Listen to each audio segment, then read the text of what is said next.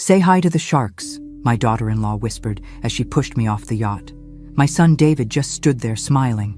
Their plan was to steal my $3 billion fortune. But when they returned home later that evening, I was sitting in my favorite armchair with a very special gift waiting for them. If you're watching this, subscribe and let me know where you're watching from. Let me back up and tell you how a perfectly reasonable Tuesday morning led to me plummeting into the Atlantic Ocean.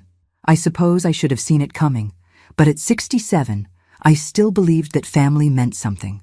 That blood was thicker than seawater, if you will. The morning had started beautifully.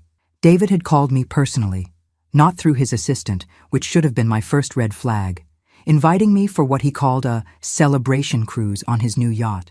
"Mom, we want to toast your recovery from the surgery," he'd said, his voice warm with what I mistook for genuine affection. Just the three of us, like a real family. I'd been recovering from my hip replacement for 6 weeks, and honestly, I was desperate for any sign that my son and his wife Vanessa still wanted me in their lives. Since my husband Robert died 2 years ago, leaving me with his tech empire fortune, things had felt different between us, colder. So I dressed carefully that morning in my navy blue dress, the one Robert always said brought out my eyes, and took a taxi to the marina. The yacht was magnificent, a gleaming white vessel that probably cost more than most people's houses. David greeted me at the dock with an embrace that felt performative, while Vanessa watched from the deck, her smile sharp as broken glass. "Isn't she beautiful?" David asked, gesturing to the boat. 42 feet of pure luxury. "We're thinking of taking her to the Caribbean next month." What he didn't mention was that they'd bought it with the money I'd given them last year to invest in David's consulting firm. $3 million that I was beginning to suspect had never seen the inside of any business account. The first hour was pleasant enough. We sailed into calm waters, the Massachusetts coastline growing smaller behind us. Vanessa served mimosas and talked about their plans to renovate the house. My old house, which I'd signed over to them after Robert died, because I thought downsizing to the condo would be simpler. But then David started asking questions, casual ones at first, about my will, about the trust arrangements, about whether I'd considered making changes to simplify things for them. "It's just that probate can be so complicated, Mom," he said, refilling my champagne glass with a little too much enthusiasm. "We want to make sure everything's taken care of." That's when I noticed Vanessa filming me with her phone. Not openly, but holding it at an angle while pretending to take selfies. Getting me on camera while I was drinking, while I was talking about financial matters, building some kind of evidence. The pieces clicked together with horrible clarity. The surgery I'd had. They'd insisted on handling all my paperwork afterward. The power of attorney documents they'd brought to the hospital, claiming it was just temporary, just to help with bills while I recovered. The way my financial advisor had stopped returning my calls. "David," I said carefully, setting down my glass, "I'd like to go back to shore now." That's when his mask slipped completely. "I'm afraid that's not going to happen, Mom." His voice was different now, harder. "See, we need to have a conversation about your health, about your memory issues." "Memory issues?" I was sharper than both of them combined. "You've been showing signs of dementia," Vanessa added, stepping closer. "We have it documented. The doctors agree that you're no longer capable of managing your financial affairs." That's absurd. But even as I said it, I realized how carefully they'd orchestrated this. The boat was miles from shore, no other vessels in sight, just the three of us, the ocean, and their plan to either convince me to sign over everything or— "Mom, we're trying to help you," David said, but his eyes were cold as winter. "We can do this the easy way or the hard way." I stood up slowly, my hip still aching, but my mind crystal clear. "And if I refuse?" That's when Vanessa smiled, really smiled, for the first time all day. "Well, elderly woman, recent surgery, probably took too many pain medications, got disoriented on the boat." She shrugged. "Tragic accidents happen all the time. I'd raised this man from diapers, taught him to ride a bike, paid for his college education, his wedding, his house. And now he was standing there, nodding along while his wife threatened my life. You're both insane if you think you'll get away with this." "Actually, Mom, we've thought it through pretty carefully." David pulled out a folder of papers. "Your signature here, transferring all assets to us immediately for your own protection, And we all go home happy. I looked at the documents, at my son's expectant face, at Vanessa's phone still recording. Then I looked at the ocean, vast and dangerous, and somehow less frightening than the two people who were supposed to love me. "Go to hell," I said. That's when Vanessa moved behind me and whispered those words about sharks. The push wasn't violent. They were too smart for that. Just a sudden shove when I was off balance, looking out at the water. Over I went, navy dress and all, into the cold Atlantic. As I hit the water, I heard David shouting, "Mom! Oh God, Mom!" But I also heard Vanessa's voice, lower, talking to someone on the phone. "Yes, we'll need you to file the emergency petition first thing Monday morning. She's clearly not competent to—" Then the water closed over my head, and I had bigger problems than their betrayal. I'm a strong swimmer. Robert and I used to do laps together every morning, but the cold shocked my system, and my clothes were dragging me down. I kicked off my shoes and broke the surface, gasping, just in time to see the yacht speeding away. They were actually leaving me there to die. That's when I spotted the fishing boat. Captain Jake Morrison was exactly the kind of man who'd jump into shark-infested waters to save a drowning grandmother, 60-something, weathered from decades on the ocean, and possessed of the kind of moral compass that seemed to be missing from my own family tree. "Holy hell, lady, what happened to you?" he asked as he and his teenage grandson hauled me aboard their fishing vessel. I was shivering uncontrollably, my teeth chattering so hard I could barely speak. Jake wrapped me in a blanket that smelled of salt and motor oil while his grandson Tyler started the engine. My family," I managed between chattering teeth. The yacht. "We saw them take off like a bat out of hell," Jake said grimly. "Didn't look back once. What kind of people leave someone floating in the middle of the ocean? The kind who inherit $3 billion if I'm not around to stop them," I thought. But out loud, I just said, "The kind who aren't really family." Jake radioed the Coast Guard while Tyler wrapped another blanket around me.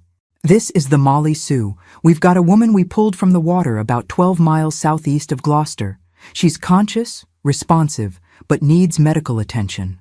"Wait," I said, grabbing Jake's arm. "Please, don't let them know you found me." "Not yet." Jake studied my face with the sharp eyes of someone who'd seen enough of life to recognize when someone was running from more than just cold water. "You in some kind of trouble?" "Yes, but not the kind you're thinking." I took a shaky breath. "I need to get to shore without anyone knowing I survived. Can you help me?" Tyler looked at his grandfather uncertainly. "Grandpa, shouldn't we—" "Should and shouldn't are funny things," Jake said slowly. "Sometimes doing the right thing doesn't look like following the rules." He keyed the radio again. "Coast Guard, this is Molly Sue. False alarm on that rescue. Turned out to be debris in the water. All clear." As we headed toward a small private dock Jake knew, I told them everything. About David and Vanessa. About the money. About the documents they wanted me to sign. Jake listened without interruption, his expression growing darker with each detail. "So they figured they'd rather be rich orphans than broke kids with a living mother," Jake said when I finished. "Apparently so. What are you going to do?" That was the question, wasn't it? What was I going to do? I was officially dead as far as David and Vanessa knew. They'd go back to shore, call the authorities, report me missing overboard, play the grieving family while they executed whatever legal documents they'd prepared. But here's the thing about being supposedly dead. It gives you options you never had while you were alive. "I'm going to let them think they won," I said, surprised by how calm my voice sounded. "And then I'm going to destroy them." Jake grinned for the first time since pulling me from the water. "Now that sounds like a plan worth helping with." Tyler dropped us at a tiny dock in a cove I'd never seen before. Jake knew a woman there who ran a small bed and breakfast. No questions asked, cash only. Mrs. Chen, a tough-looking woman in her 70s who took one look at my bedraggled state and immediately started heating soup, didn't even blink when Jake explained I needed a place to stay off the books for a while. "Honey, I've been running this place for 30 years, she said, ladling chicken broth into a bowl. "I've seen people running from all kinds of things. Long as you're not bringing violence to my door, you're welcome." That evening, while David and Vanessa were presumably filing police reports about their tragically missing mother, I sat in Mrs. Chen's kitchen, wearing borrowed clothes and planning their downfall. Jake had agreed to be my eyes and ears. His boat was legitimately used for fishing charters, which meant he was often around the marina where David kept the yacht. He could monitor their movements, listen to their conversations, maybe even do some investigating of his own. "Here's what I don't understand," I said, sipping my third cup of coffee. "How were they planning to make this legal? Even if I died accidentally, there are procedures, investigations." "That's what's been bothering me too," Jake agreed.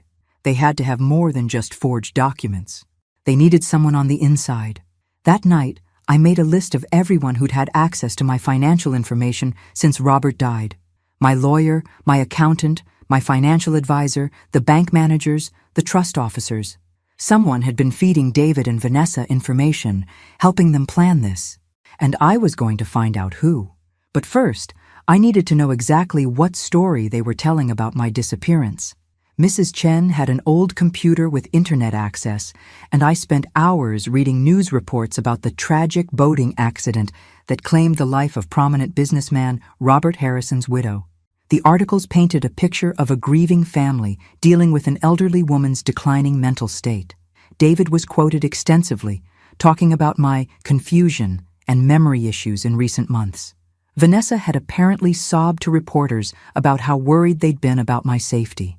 They'd even included a photo, me at David's birthday party last year, looking slightly bewildered as I held a drink. I remembered that moment.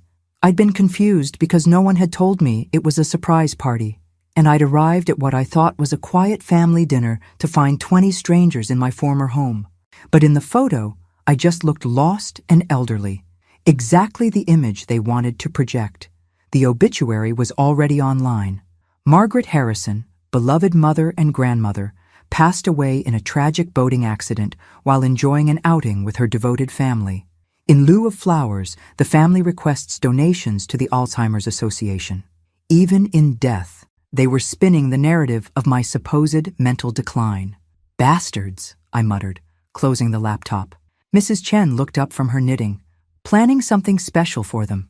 "Oh yes," I said. "Something very special indeed." The funeral was surprisingly well attended for someone who was supposedly dying of dementia. I watched from across the cemetery through binoculars Jake had borrowed from his fishing gear, hidden behind a maintenance shed that gave me a perfect view of the proceedings. David had spared no expense. Premium casket, empty of course, elaborate flower arrangements, a professional program with my photo on the front. He and Vanessa stood at the graveside in perfectly coordinated black, accepting condolences from friends, business associates, and people I barely recognized. What struck me most was how genuinely sad some of the mourners looked. My neighbor Eleanor was crying openly. My book club friends had come. Even Dr. Peterson, who'd handled my hip surgery, was there looking somber. These people genuinely cared about me, and David and Vanessa were accepting their sympathy while knowing full well I was alive. "See anything interesting?" Jake whispered, crouching beside me. "Besides my son giving an Oscar-worthy performance? Look at who's not there." Jake adjusted his own binoculars. "Like who?" "My financial advisor, Richard Barnes. My lawyer, Patricia Walsh. My accountant, Michael Torres." I lowered the binoculars, pieces clicking into place. The people who would normally be at the funeral of a client worth $3 billion are nowhere to be seen. Maybe they're busy with the estate stuff. Maybe. Or maybe they can't look people in the eye while they're part of this scheme. After the service, I watched David and Vanessa work the crowd like politicians, shaking hands, accepting hugs, playing their roles perfectly. But I also noticed how quickly they ushered people away when anyone started asking detailed questions about my final days. That afternoon, Jake drove me back to Mrs. Chen's in his pickup truck, taking a roundabout route to avoid any chance encounters. I'd been officially dead for 4 days now, and I was starting to understand the unique advantages of my situation. "I need to get into my old house," I told him as we pulled into Mrs. Chen's driveway. "That seems dangerous. They're probably staying there now, right?" "Not according to the property records I looked up this morning. They kept their own place. My house has been sitting empty since I moved to the condo last year." I pulled out a piece of paper where I'd been making notes. "But here's the interesting part. Someone's been paying the utilities. The electricity, water, heating, someone's maintaining it. Why would they do that if no one's living there?" "Good question. I think it's time I found out. That night, Jake dropped me off 3 blocks from my former home in Beacon Hill. The house where I'd lived with Robert for 35 years, raised David, hosted countless dinner parties and holiday celebrations. The house I'd signed over to my son because I thought family meant something. It was after midnight, and the street was quiet except for the occasional car passing. I still had my key. David had never thought to ask for it back, and I slipped around to the back door like a criminal breaking into my own former home. The house felt different. Not empty, exactly, but wrong somehow. I made my way through the familiar rooms using the flashlight Jake had given me, being careful to avoid the windows facing the street. The living room furniture was covered with sheets, but I could see that new pieces had been added. Expensive pieces. A leather sofa that cost more than most people's cars. An entertainment center that definitely wasn't there when I'd lived here. In the kitchen, the refrigerator was stocked, not with the basics you'd keep in a house you occasionally visited, but with fresh food. Expensive food. Imported cheese, organic vegetables, the kind of premium items that suggested regular occupancy. But it was the home office, Robert's old study, where I found what I was really looking for. The desk was covered with documents, legal papers, financial statements, and most damning of all, a detailed timeline of what they called the Margaret Project. My own name turned into a code word for my elimination. I photographed everything with the disposable camera Jake had given me, my hands shaking with rage as I read through their plans.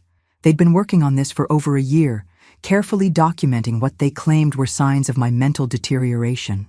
Doctor visits where they'd coached me to seem confused. Social situations where they'd set me up to look disoriented. The birthday party photo in the newspaper? They'd deliberately not told me it was a surprise party, then captured my confused reaction. The medication mix-up I'd had 3 months ago that landed me in the emergency room, they'd switched my prescription bottles. Every moment of confusion, every instance where I'd seemed off balance or forgetful, had been carefully orchestrated and documented as evidence of dementia. But the most chilling document was a letter from someone signed only as MT, apparently one of their co-conspirators. The timeline needs to be accelerated. Margaret's been asking too many questions about the power of attorney documents. If she gets suspicious and goes to a lawyer independently, everything falls apart. I recommend moving to Phase 3 within the next 2 weeks. Phase 3, according to the timeline, was my death. I was photographing the last document when I heard a car door slam outside. Headlights swept across the front windows, and I heard voices approaching the front door. David and Vanessa coming home from their grief performance. I quickly gathered my things and headed for the back door, but I could hear their conversation as they entered. Think the Peterson woman bought it? She was crying too hard to think straight. Besides, what's she going to investigate? Mom fell off a boat. It happens. What about the will? How long before we can? Probate opens Monday. MT says we'll have full access to the accounts within 6 weeks. I slipped out the back door and into the garden, my heart pounding. But as I crept along the side of the house toward the street, I heard something that stopped me cold. A baby crying. There was a baby in my former house. David and Vanessa had never mentioned having a child, which meant there was more to this story than I'd realized. The baby changed everything. As I crouched behind the rose bushes I'd planted 20 years ago, listening to the sound of an infant crying in my former home, I realized this wasn't just about my money. This was about something much bigger. Jake picked me up at the corner 15 minutes later, and I was still shaking as I climbed into his truck. "You look like you've seen a ghost," he said. "Worse, I've seen my replacement." I told him about the baby, about the documents, about the mysterious MT who seemed to be orchestrating everything. "A baby," Jake repeated slowly. "They never mentioned having a kid? Never. And David always said he and Vanessa weren't ready for children, said they were too focused on their careers." I pulled out my disposable camera. I need to get these photos developed, but not at any place they might have connections. Jake knew a guy in Gloucester who ran a 1-hour photo shop and didn't ask questions. While we waited for the pictures, we sat in Jake's truck, drinking coffee from a gas station and trying to piece together the puzzle. "So they've been planning this for over a year," Jake said, studying my notes. "Systematically making you look incompetent, documenting everything, getting someone inside your financial team to help them. And now there's a baby involved, which means either they've been lying about having children Or, I stopped, another possibility occurring to me. Or the baby isn't theirs. What do you mean? Think about it. If they've been planning to steal my fortune, they'd want to make sure they have a legitimate heir, someone to inherit everything if something happened to them. But they'd need a child with the right bloodline, the right legal claim. Jake looked at me with concern. You think they stole a baby? I think they did something. And I think MT, whoever that is the key to understanding what. The photos were devastating when developed. Clear evidence of their year-long conspiracy, complete with timelines, fake medical reports and financial projections showing how they planned to spend my money. But the most disturbing photo was the last one. A birth certificate I'd almost missed, tucked under other papers. Baby Harrison, born 3 weeks ago. Mother, Vanessa Harrison. Father, David Harrison. But I'd been around Vanessa just 4 days ago on that yacht. She definitely wasn't recovering from childbirth. This birth certificate is fake, I told Jake, completely fabricated. So, whose baby is it? That night, I couldn't sleep. I lay in Mrs. Chen's guest room staring at the ceiling and thinking about everything I'd learned. My son and daughter-in-law had spent over a year systematically destroying my reputation, planning my murder and forging documents to steal my fortune. And now they had a baby, whose existence they were hiding from the world. The next morning, I made a decision that surprised even me. I'm going back, I told Jake over breakfast. But not to the house. I'm going to follow them. That's dangerous as hell. Margaret, if they see you, they won't. Because as far as they know, I'm fish food. I spread out a local map on Mrs. Chen's kitchen table. Look, they have to take the baby somewhere during the day. Daycare, babysitter, something. Babies don't just disappear for 8 hours while their parents play grieving family. Jake studied the map doubtfully. And what are you hoping to find?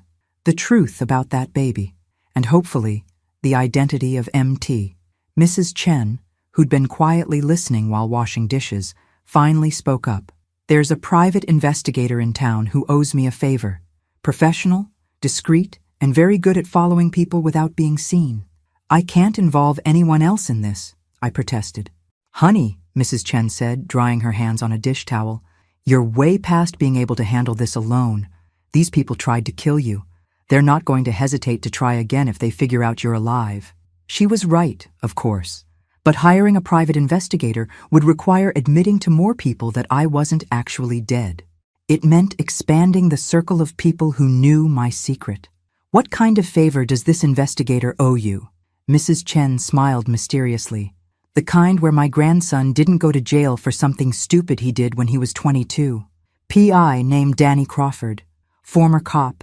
Very reliable and excellent at making problems disappear. By noon, I was sitting in Danny Crawford's small office above a sandwich shop in downtown Gloucester, telling my story for the 3rd time in a week. Danny was about 50, with prematurely gray hair and the kind of alert eyes that missed nothing. So, you want me to follow your son and daughter-in-law, find out about this mysterious baby, and identify their co-conspirator, he summarized after I finished. That's right. And you're paying me with what? Because according to the newspapers, all your assets are frozen pending probate. I pulled out an envelope I'd prepared earlier. Cash. I had some emergency money hidden in a safety deposit box that David doesn't know about. Robert always insisted we keep liquid funds available for emergencies. Danny flipped through the bills, enough to cover 2 weeks of surveillance, and nodded. I'll need photos of the targets and any addresses where they might be staying. I gave him everything I had, including the photos from my break-in at the house. Danny studied them carefully, paying particular attention to the documents with the mysterious MT signature. This handwriting looks familiar, he said, pulling out a magnifying glass. Professional, but with some distinctive characteristics. Mind if I run this through some databases? Do whatever you need to do. One more thing, Danny said as I prepared to leave. If these people are as dangerous as you say, we need a safety protocol. You check in with me every 12 hours. If I don't hear from you, I take everything to the police. I agreed, though I hoped it wouldn't come to that. The less official involvement, the better. At least until I understood exactly what David and Vanessa had done. That afternoon, I went back to Mrs. Chen's and waited, and planned. Because now I had help, real help, professional help, and in less than 24 hours, I was going to know exactly who had tried to kill me and why. Danny Crawford was worth every penny I'd paid him. By the end of the second day, he had more information about David and Vanessa's activities than I'd learned in months of living with them. "Your son's been very busy since you allegedly died," Danny said, spreading photographs across Mrs. Chen's kitchen table. "Multiple meetings with lawyers, 2 visits to the bank, and 3 separate trips to a private medical facility outside Boston." "Medical facility?" "Whitmore Reproductive Services. Very exclusive, very expensive, and very discreet." Danny pointed to a photo of David and Vanessa entering a modern glass building. "They specialize in surrogacy arrangements for wealthy clients who want to maintain privacy." The pieces were clicking into place, and the picture they formed made my stomach turn. They bought a baby. Looks like it. And not just any baby. They specifically requested a newborn that could pass for their biological child. According to my contact at Whitmore, the arrangements were made 8 months ago, paid for in cash, with instructions to have the birth certificate pre-prepared. Mrs. Chen set down 3 cups of coffee and joined us at the table.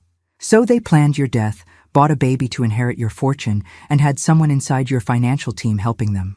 "About that," Danny said, pulling out another photo. "I think I found MT." The photo showed a woman in her 40s with short auburn hair and an expensive briefcase, shaking hands with David outside a downtown law office. She looked vaguely familiar, but I couldn't place her. "Miranda Torres," Danny continued, "partner at Morrison, Torres & Associates. They handle estate planning for several prominent Boston families." "Torres," I repeated. "Wait, Michael Torres is my accountant." "Are they related?" "Married. And here's where it gets interesting. Miranda Torres has been quietly building a client base of wealthy elderly individuals with strained family relationships. She specializes in what she calls family transition planning." I stared at the photo, recognition finally dawning. "I met her about 6 months ago at some charity function David dragged me to. She was very interested in my estate planning, kept asking questions about my trust structures." "I'll bet she was, because Miranda Torres has a very specific business model.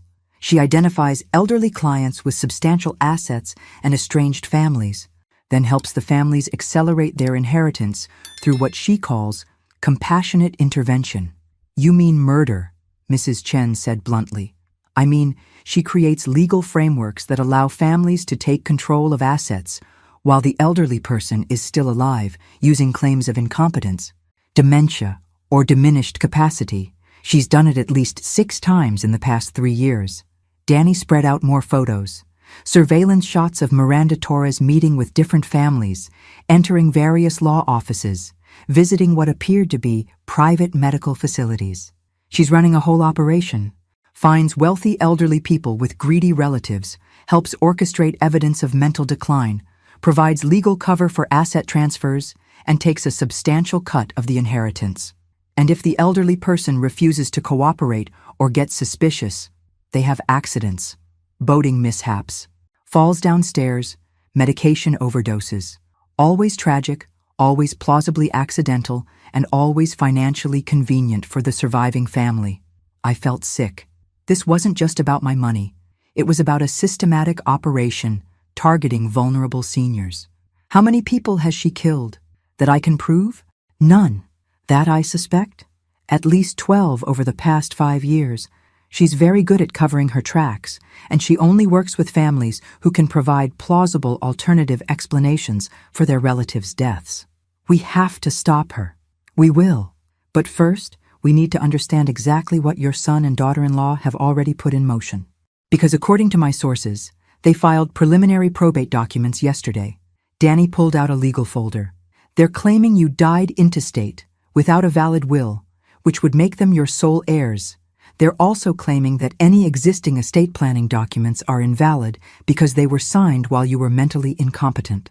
But I have a will, a very specific, detailed will that was updated just 2 years ago. I know. I found it. Danny opened the folder and pulled out a familiar document. My will, with what appeared to be my signature at the bottom, but the text was completely different from what I remembered signing. "They replaced it," I whispered, scanning the forged document. "This leaves everything to David, with provisions for any future children he might have, including the baby they just acquired through Whitmore Reproductive Services. I stood up and walked to Mrs. Chen's window, looking out at the ocean. A week ago, I'd been a grieving widow trying to maintain a relationship with my only family. Now I was a murder victim who'd survived her own assassination, discovering that my son was part of a larger criminal enterprise targeting elderly people. "There's something else," Danny said gently, "about the baby." I turned back to face him. The birth mother was a 17-year-old girl named Sarah Collins. Runaway from Maine, no family, no support system. Miranda Torres found her at a shelter in Portland and offered her $50,000 to carry a baby for a loving couple who couldn't have children. Where is she now? Danny's expression was grim. According to the medical records, she died from complications during delivery. But I spoke to a nurse at Whitmore who remembers Sarah. Healthy girl, no risk factors, normal pregnancy right up until the day she gave birth. The implication hung in the air like smoke. "They killed her," I said. "I think so, but I can't prove it yet." Danny gathered up his photos. "What I can prove is that your son and daughter-in-law are part of a criminal organization that's been systematically murdering elderly people for their money.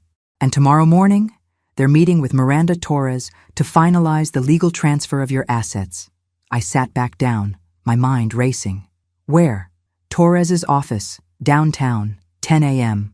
I looked at Mrs. Chen, then at Danny, then at the photos spread across the table showing my son shaking hands with a professional killer. "Then I guess it's time for Margaret Harrison to rise from the dead." The hardest part about planning your return from the dead is deciding which audience gets the shock first. I could confront David and Vanessa privately, giving them a chance to explain themselves, but that assumed they deserved an explanation. Or I could make my resurrection public, letting them discover I was alive the same way the rest of the world would. I chose option 3, strategic haunting. "You want to what?" Danny asked when I explained my plan.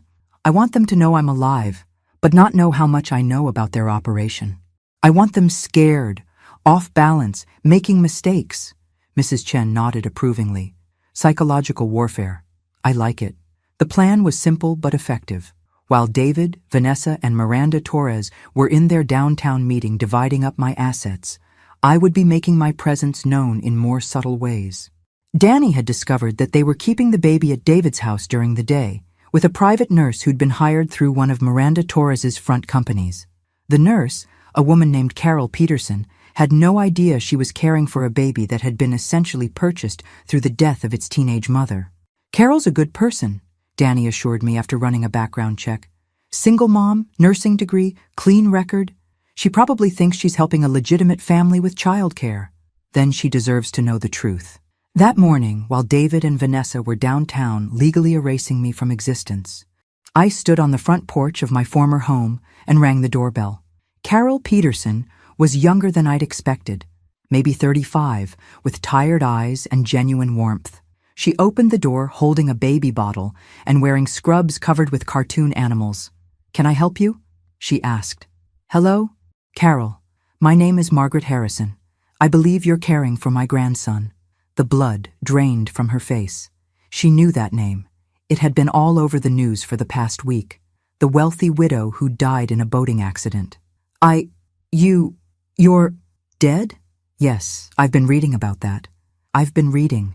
Fascinating story, though not entirely accurate." I smiled gently. "May I come in? I think we need to talk." Carol stepped back, still staring at me like I was actually a ghost. "But you died. In the papers, on the news. Your son said—" "My son said a lot of things, apparently. Not all of them true." I followed her into the living room, my former living room, where a baby sat in a bouncy seat, gurgling contentedly. "Oh," I breathed, seeing the infant for the first time. "Oh, you beautiful thing." The baby was perfect, maybe 3 weeks old, with dark hair and serious brown eyes. He was wearing an expensive outfit, and the room around him was filled with high-end baby equipment that must have cost thousands of dollars. "What's his name?" I asked, settling into a chair beside the bouncy seat. "Baby Harrison," Carol said automatically, then caught herself.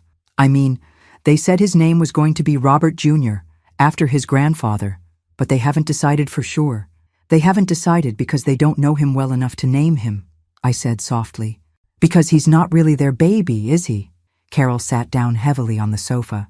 I don't understand what's happening. You're supposed to be dead.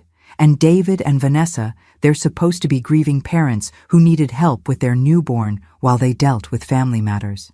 Carol, I need you to listen very carefully. This baby is not David and Vanessa's biological child. They purchased him through an illegal surrogacy arrangement that resulted in the death of his birth mother. And they attempted to murder me 6 days ago so they could steal my inheritance and raise this child as their heir. That's impossible. I pulled out the photos Danny had taken, the documents I'd copied from David's home office, the evidence of Miranda Torres's criminal operation. I showed Carol everything, watching her expression shift from disbelief to horror as the scope of the conspiracy became clear. The teenage girl who gave birth to this baby was named Sarah Collins, I said gently. She was 17 years old with no family, no support system. They told her she was helping a loving couple who couldn't have children. She died during delivery under suspicious circumstances. Carol was crying now, looking at the baby with new understanding. He's an orphan. Yes, and if David and Vanessa get away with this, he'll grow up thinking they're his parents, never knowing his real mother died to give him life. What do you want me to do? I want you to take pictures. Document everything you can about how they treat him, what they've told you, who else has been involved. And then I want you to help me make sure this baby grows up knowing the truth about where he came from. Carol wiped her eyes and nodded. His real name should be Robert Sarah Harrison, after his grandfather and his birth mother. That's perfect. I spent an hour with Carol and baby Robert Sarah, taking photos, documenting the setup in my former home, and explaining what would happen next. Carol agreed to continue caring for the baby while secretly gathering evidence and keeping me informed about David and Vanessa's activities. They'll be back around noon, she told me as I prepared to leave. They always come home for lunch to check on him, make phone calls, handle business. Perfect. By then, they'll have received my first message. While I'd been talking to Carol, Danny had been busy downtown. He'd parked across from Miranda Torres's office building with a telephoto lens, taking pictures of David and Vanessa entering the building, meeting with Torres, shaking hands over what they thought was my legal death certificate. But the real gift was what Jake had delivered to their lawyer's office while they were in the meeting. I'd written a simple note on elegant stationery. Dear David and Vanessa, reports of my death have been greatly exaggerated. We need to talk. Love, Mom P.S. Give my regards to little Robert Sarah. He's beautiful. The note was delivered by messenger at exactly 11:47 a.m., while they were still in Torres's office finalizing the probate paperwork. According to Danny, who watched from across the street, all three of them came running out of the building within minutes of receiving the note, their faces white with panic. The psychological warfare had begun, and that afternoon, when they returned to my former house, expecting to find their comfortable conspiracy intact, they were going to discover that their supposedly dead victim had been very busy indeed. Because I wasn't just alive, I was angry, I was armed with evidence, and I was ready for war. I was sitting in my favorite armchair, the one Robert had bought me for our 20th anniversary, when David and Vanessa came home from their meeting with Miranda Torres. I'd positioned myself so I'd be the first thing they saw when they walked through the front door of what used to be my house. The look on their faces was worth 6 days in the Atlantic Ocean. Hello, darlings, I said pleasantly, not getting up. How was your meeting? I hope you didn't sign anything important while I was away. Vanessa screamed. Actually screamed, like she'd seen her worst nightmare come to life, which I suppose she had. David just stood there with his mouth open, still holding his keys, staring at me like I might disappear if he blinked hard enough. Surprised? I asked. I have to say, the reports of my death were terribly premature, though I did enjoy reading my own obituary. Alzheimer's donations, really? That was a nice touch. Carol appeared from the kitchen, carrying baby Robert Sarah. She'd been waiting in the back of the house as we'd planned, ready to witness whatever happened next. Mrs. Harrison asked me to bring the baby out, Carol said nervously. She wanted to meet her grandson properly. Her grandson? Vanessa found her voice, though it came out as a croak. Carol, this woman she's dead? I supplied helpfully. Yes, we covered that. Turns out drowning is harder than it looks, especially when there are good people around to pull you out of the water. David finally managed to speak.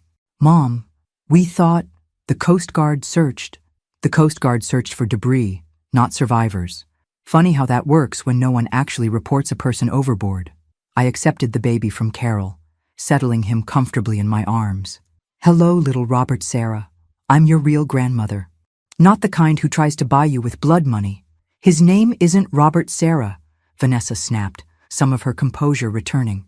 His name is whatever we decide to name him, because he's our son. Is he? I looked down at the baby, who was looking back at me with those serious brown eyes. Tell me, Vanessa, when exactly did you give birth? Because 4 days ago on that yacht, you certainly didn't look like someone who delivered a baby 3 weeks earlier. The birth was private. Yes, I'm sure it was. Very private indeed. So private that the actual mother died during delivery under mysterious circumstances. I looked up at them both. Did you know her name was Sarah Collins? 17 years old. From Maine. No family to ask questions when she disappeared. The silence in the room was deafening. Carol gasped, covering her mouth with her hand. That's impossible, David said, but his voice lacked conviction. We would never what? Never conspire with Miranda Torres to run an illegal surrogacy operation? Never systematically poison an elderly woman's reputation to steal her fortune? Never push your own mother off a yacht and leave her for dead? I stood up slowly, still holding the baby. Which part exactly would you never do? David? Vanessa recovered first, her shock transforming into the cold calculation I'd seen on the yacht. Prove it. You can make all the accusations you want, but proving any of it is another matter entirely. Oh, darling, I said, smiling for the first time since they'd walked in. You really shouldn't have said that. Carol, would you mind taking Robert Sarah to his room for his nap? I asked, not taking my eyes off David and Vanessa. The grown-ups need to have a conversation. After Carol left with the baby, I walked over to the mantelpiece where David had displayed several family photos, none of which included me, I noticed. Sit down, I said, my voice carrying the authority that had once run Robert's household staff. Both of you. They sat, still looking shell-shocked. Let me tell you what I've been doing for the past week while you've been planning my funeral and dividing up my assets. I pulled out a manila folder from behind the chair cushion. I've been investigating, and learning, and documenting. I spread the photographs Danny had taken across the coffee table. David and Vanessa meeting with Miranda Torres. Multiple visits to Whitmore Reproductive Services. Financial documents showing the cash payments for the baby. This is Miranda Torres, I said, pointing to one photo. She specializes in helping families like you accelerate their inheritances through what she calls compassionate intervention. In plain English, she helps greedy relatives murder elderly people for their money. That's ridiculous, Vanessa said, but she was staring at the photos with growing alarm. Is it? Because I have documentation of at least 6 other cases where Miranda Torres provided legal cover for families who wanted their elderly relatives dead. 6 other families who suddenly had convenient accidents after showing signs of mental decline that were later proven to be artificially induced. I pulled out another set of documents. Like Mrs. Eleanor Walsh, age 73, fell down the stairs in her own home 3 weeks after her son started adding sedatives to her evening tea. Her son inherited $2 million. David had gone very pale. Mom, you're scaring yourself with conspiracy theories. Or Mr. Charles Bennett, age 68, died in a single car accident after his daughter convinced his doctor that his medication needed to be adjusted. His daughter inherited $4 million. I looked directly at David. These aren't theories, son. These are murders, and you're part of the same operation. We never killed anyone, Vanessa said quickly. Even if what you're saying about this Torres woman is true, we never actually hurt anyone. Really? What about Sarah Collins? Silence. What about the 17-year-old girl whose baby you bought? The girl who died during delivery under suspicious circumstances? The girl whose death gave you the heir you needed to justify inheriting my fortune? That wasn't... We didn't know. David started, then stopped. Didn't know what? That Miranda Torres was running a black market baby operation using vulnerable teenage girls? Didn't know that those girls had a habit of dying during delivery? Didn't know that you were accessories to murder? I pulled out another document, Sarah's death certificate, which Danny had obtained through his contacts. Sarah Collins died from what the medical examiner called unexpected cardiac arrest during delivery. But according to the nurse who was present, Sarah was healthy, young, and showing no signs of distress right up until the moment she stopped breathing. Carol had returned and was standing in the doorway, listening to everything. The same nurse, I continued, who told my investigator that Miranda Torres was present during the delivery and that she personally administered what she claimed was a routine medication just minutes before Sarah went into cardiac arrest. Your investigator? David asked weakly. Oh, yes. Did you think I was handling this alone?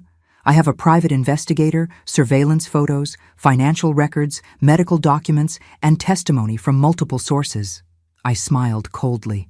I also have something else you might find interesting. I walked over to what used to be Robert's desk and opened the top drawer, pulling out a small digital recorder. I've been recording this entire conversation. Every word you've said, every admission you've made, every piece of evidence you've confirmed. I held up the recorder.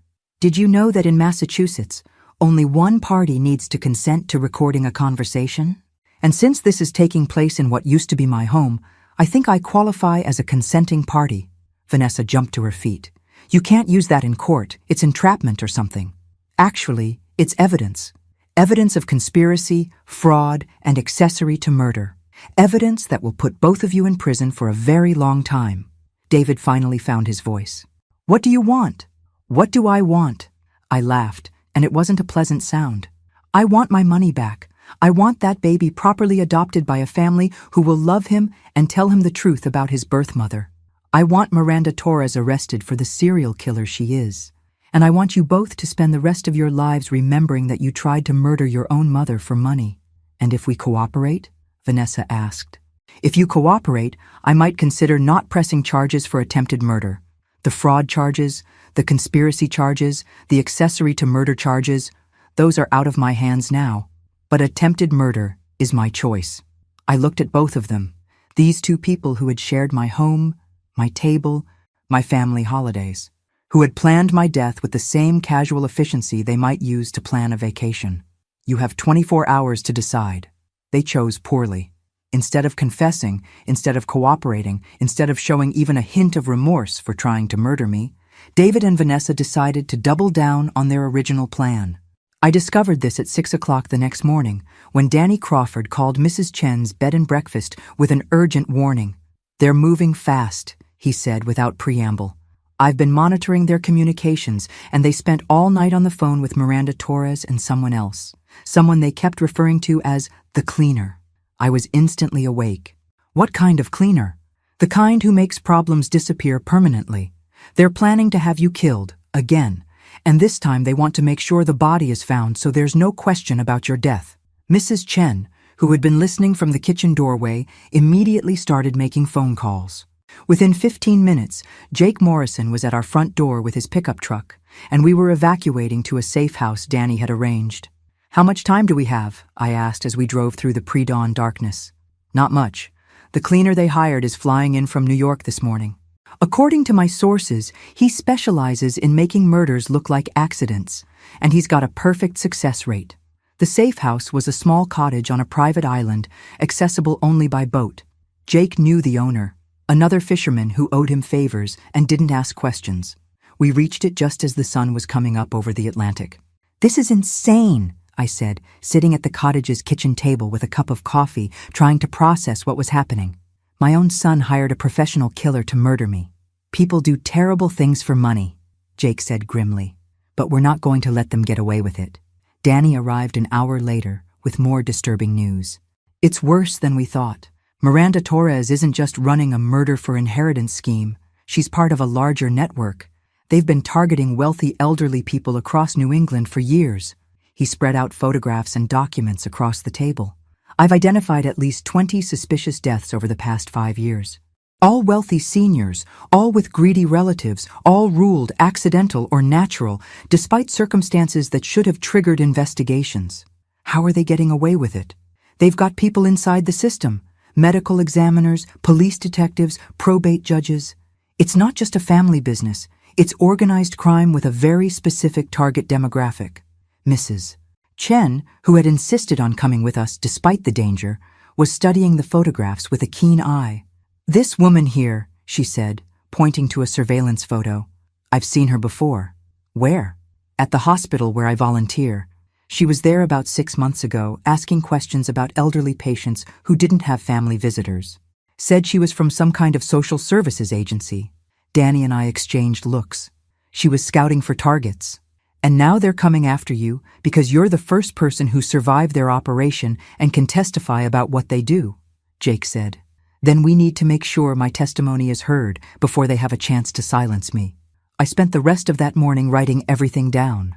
Every detail of David and Vanessa's betrayal, every piece of evidence we'd gathered about Miranda Torres's operation, every name and date and transaction I could remember.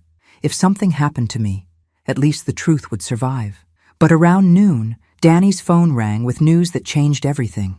"They found the cleaner," he said after ending the call. "Dead in his hotel room. Single gunshot to the head. Professional execution." "What does that mean?" "It means Miranda Torres is cleaning house. Anyone who can connect her to the murder network is being eliminated, including potentially your son and daughter-in-law." The thought of David being murdered should have terrified me. Instead, I felt a cold satisfaction that surprised me with its intensity. "Good," I said. "Let them find out what it feels like to be betrayed by someone they trusted." But Jake was shaking his head. "You don't understand, Margaret. If Torres is eliminating witnesses, that includes you, but it also includes that baby. An orphaned infant with no legal guardians is a loose end she can't afford." My blood ran cold. "Robert Sarah. She'll have him killed too. Make it look like a tragic accident. Carbon monoxide leak, house fire, something that eliminates the evidence along with the witness." I stood up so fast I knocked over my coffee cup. "We have to get him. It's too dangerous. They'll be watching your old house, waiting for you to show up. Then I guess I'll have to give them what they're waiting for." The plan was simple, which made it terrifying. I would surrender myself to David and Vanessa, let them think they'd won, and trust that Danny and Jake would be in position to rescue both me and baby Robert Sarah when Miranda Torres showed up to clean house.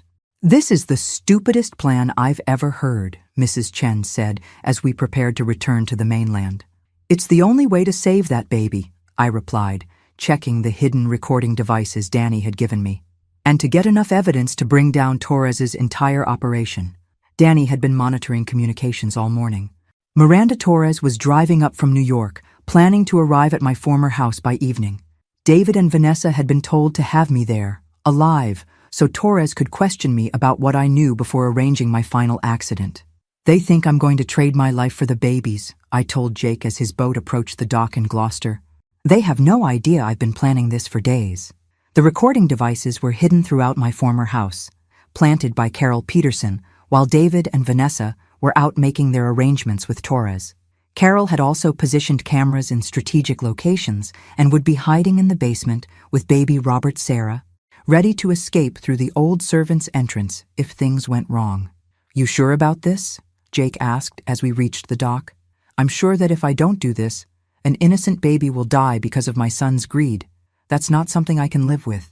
I walked up to my former front door at exactly 6 o'clock. "As arranged," David answered, looking haggard and frightened. "Mom," he said, and for just a moment I heard my little boy in his voice, the child I'd raised, loved, sacrificed for. "Hello, David. I'm here as promised." Vanessa was pacing in the living room, her usual composure completely shattered. "She'll be here soon," she said without looking at me. "Miranda Torres. She wants to talk to you." "I'm sure she does." "Mom," David started, then stopped. "I never wanted it to go this far." "But you let it," I said simply. "You let it go this far because $3 billion was worth more to you than your mother's life." He couldn't meet my eyes. Miranda Torres arrived precisely at 7 o'clock. She was smaller than I'd expected, a neat, professional-looking woman who could have been anyone's accountant or lawyer, which I supposed she was. "Mrs. Harrison," she said pleasantly, extending her hand as if we were meeting at a cocktail party. "I'm so glad you survived your boating accident. We have a great deal to discuss." "I'm sure we do." She sat across from me in what used to be my own living room, opened a leather portfolio, and began speaking as if we were negotiating a business contract. "You've caused quite a bit of trouble for my clients," she said. David and Vanessa followed my instructions precisely, and yet here you are, very much alive and apparently well-informed about matters that don't concern you. Murder concerns me, especially when it's my own. I prefer to think of what we do as estate planning acceleration, helping families access inheritances that would otherwise be tied up for years in lengthy probate proceedings. She smiled coldly. We provide a valuable service to people who understand that time is money. And the elderly people you kill? What service do you provide to them? Peace, an end to the confusion and fear that comes with age-related cognitive decline, a dignified death that allows their families to remember them as they were, not as they become. I stared at her, amazed by her ability to rationalize mass murder. How many? How many what? How many people have you killed? She consulted her portfolio as if checking appointment schedules. Over the past 5 years, my clients and I have successfully resolved 37 cases involving elderly individuals whose continued existence was creating financial and emotional hardship for their families. 37 murders. She was confessing to 37 murders as if they were tax returns she'd filed. And you're planning to make me number 38. Oh, Mrs. Harrison, I'm afraid you'll be number 39. We had to resolve another matter earlier today. A gentleman who was becoming too curious about our operations. She smiled. But yes, you will unfortunately need to have another accident. A more permanent one this time. And the baby? Tragic carbon monoxide leak. These old houses, you know, faulty heating systems can be so dangerous. I looked at David and Vanessa, who were sitting frozen on the sofa like mannequins. This is what you wanted? Not just my death, but the death of an innocent baby? Neither of them answered. The baby is a loose end, Torres continued matter-of-factly. His existence complicates the inheritance structure, and his origins raise too many questions. Much simpler to eliminate him now and claim that David and Vanessa are tragically childless and in need of the emotional support that only significant wealth can provide. That's when I smiled for the first time since she'd arrived. Ms. Torres, I said pleasantly, I think there's something you should know. And what's that? You're under arrest. The FBI agents came through every door simultaneously. Front, back, basement, and even through the windows. They'd been listening to every word Miranda Torres had said, recording her confession to 37 murders and her plans to commit 2 more. Miranda Torres, Agent Sarah Chen announced. You're under arrest for conspiracy to commit murder, wire fraud, elder abuse, and racketeering. Torres tried to run. She actually bolted for the kitchen, probably hoping to escape through the back door. She made it about 6 feet before 3 agents tackled her to my former hardwood floors. David and Vanessa just sat there in shock as Agent Chen read them their rights. Margaret Harrison, Agent Chen said, turning to me with a smile. That was extremely dangerous and extremely well done. It turned out that Danny Crawford wasn't just a private investigator. He was a former FBI agent who'd been working undercover to investigate the elder abuse network that Miranda Torres had been running. My case had provided the perfect opportunity to get Torres to confess on tape to her entire operation. We've been tracking her for 2 years, Agent Chen explained as the house filled with crime scene technicians. But she was too careful, too smart. She never directly participated in the murders. She always used intermediaries and made sure she had plausible deniability.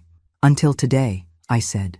Until today, when she confessed to 37 murders while planning 2 more on federal recording equipment. Carol Peterson came up from the basement carrying baby Robert Sarah, both of them unharmed. Is it over? She asked. It's over, I confirmed, taking the baby from her arms. At least, the dangerous part is over. The legal part took months. David and Vanessa were charged with conspiracy to commit murder, fraud, elder abuse, and accessory to murder in the death of Sarah Collins. They both took plea deals, 25 years for David, 20 for Vanessa. Miranda Torres went to trial and was convicted on all counts. Life in prison without possibility of parole. The network she'd built was dismantled over the following year. 17 other conspirators were arrested, including corrupt medical examiners, probate lawyers, and family members who'd participated in the murders. The investigation revealed that the operation had stolen over $200 million from elderly victims across 6 states. But the most important outcome was baby Robert Sarah. I legally adopted him, with the full support of the court system and Sarah Collins's extended family, who were found living in Canada. They were grateful that someone was willing to raise Sarah's son and tell him the truth about his brave young mother who had tried to give him a better life. His real name is Robert Sarah Harrison, I explained to the family court judge. Robert for his grandfather, Sarah for his birth mother, and Harrison because that's the family that will love him and raise him with the truth about where he came from. The judge, a woman in her 60s who'd been following the case closely, smiled. I think Sarah Collins would be proud of how her story ended. I'm 72 now, 5 years later, and Robert Sarah is a remarkable little boy who knows exactly who he is and where he came from. He knows his birth mother was a brave teenager named Sarah who wanted him to have a good life. He knows his adoptive father and stepmother tried to use him in a scheme that cost Sarah her life. And he knows that sometimes the people who are supposed to love you the most are the ones you have to protect yourself from. Mrs. Chen still runs her bed and breakfast, though she's added a sideline as a consultant, helping other elderly people who suspect their families might not have their best interests at heart. Jake Morrison still runs his fishing charters, but he's also become something of a local legend for pulling dying grandmothers out of the Atlantic Ocean. And Danny Crawford, Agent Crawford, still works for the FBI, but he sends me Christmas cards every year with photos of other elderly people whose lives he's saved. As for David and Vanessa, they're still in prison. David writes me letters sometimes, trying to explain why he did what he did, asking for forgiveness, claiming he was manipulated by people smarter than him. I don't write back, because here's what I learned during my week as a dead woman. Family isn't about blood or obligation or inheritance. It's about showing up when someone needs you, protecting the vulnerable, and choosing love over greed every single day. Robert, Sarah, and I have that kind of family now. The kind where no one gets pushed off boats, no one steals trust funds, and no one has to die for someone else to get rich. It's a much better family than the one I was born into, and definitely better than the one I raised. Thanks for listening. Don't forget to subscribe and feel free to share your story in the comments. Your voice matters.